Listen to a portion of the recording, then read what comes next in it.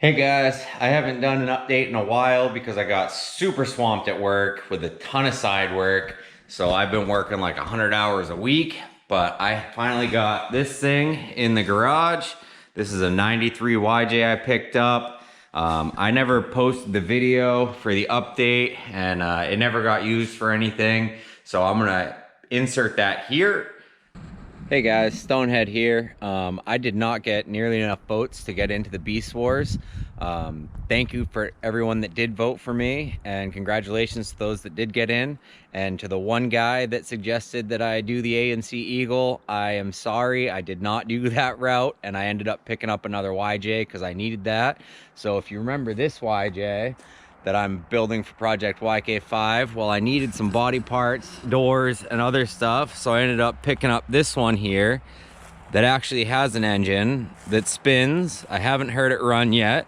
You'll see some updates on that on my channel, but I just wanted to give you guys a quick update that even though I didn't get in, I'm still gonna turn this thing into some kind of buggy and try and go for the wild card spot. So if you guys vote me in for that, it would be greatly appreciated, and good luck to everyone else. Thanks.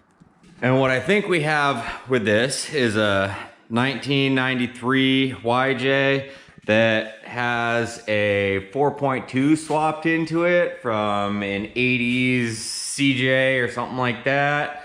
But we are going to try and get this thing to run today.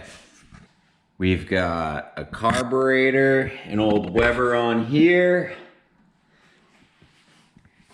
And there's a mechanical fuel pump that is just looped to itself here. So I'm gonna swap that out and see if I can't get this thing to run off a jug of fuel and throw a battery in there and see if she starts. The guy I bought this from told me that it runs, but it throws way too much fuel at the carburetor, which from the smell of the oil, I would say it's washing down the cylinders. But that might have something to do with the factory fuel pump hooked up that's set up for a 4.0, and maybe the two inline pumps that were also on this thing. So I got the old fuel pump out now. I'm gonna put a new mechanical pump in there, hook it up to the carburetor, and see if we can't run this. Disconnected the fuel pump at the tank here. This inline fuel pump that was here. This other inline fuel pump that was here has got to go. New pumps in. That's ran to the carburetor. Got a battery in here. Gonna try and run her off a jug. I'm gonna set you guys up and see if this thing fires. All right, that battery might not have had enough juice, so I got the charger on it. Let's see if having this thing on boost does the trick.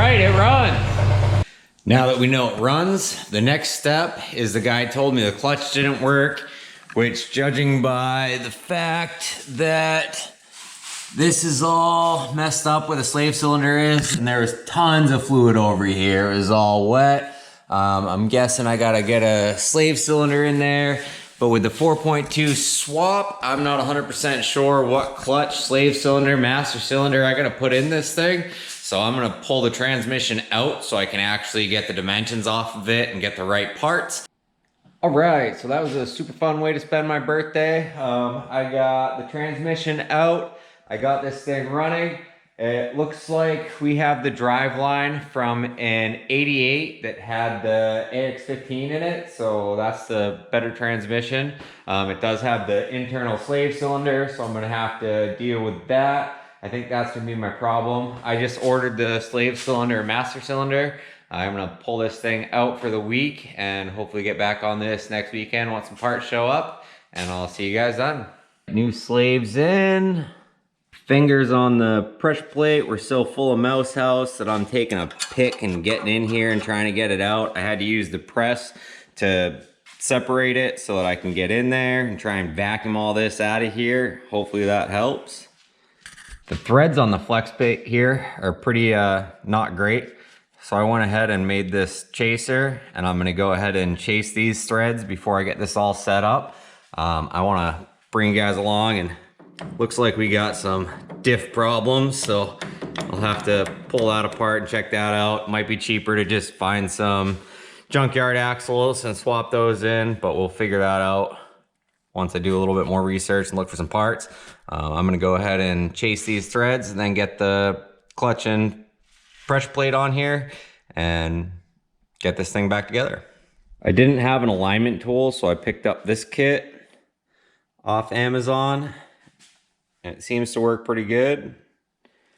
We'll see how that goes. That alignment tool worked great. That worked out better than any plastic alignment tool I've ever used.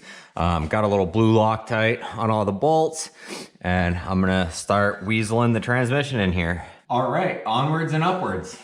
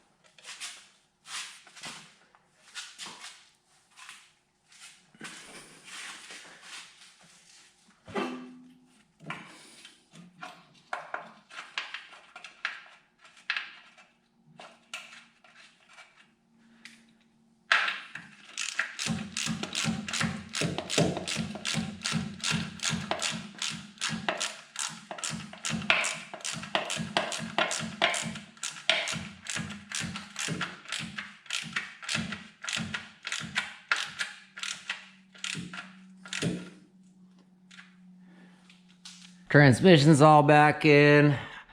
I tested it out, the clutch is clutching, and I started putting the drive shafts in. I got fitting city over here because I wanted to use this universal braided line kit that I got. Nothing's leaking, so that's good. When I was getting ready to put the front drive shaft in here, I realized it was out of phase, so a little heat and a lot of hammering, and I got that off. I'm gonna get this back in phase. I'm gonna put this in, and then I'm gonna try and take this thing for a drive. We've got a very interesting body lift on here. And this is pretty neat. I don't know who did this, but boy, is it neat.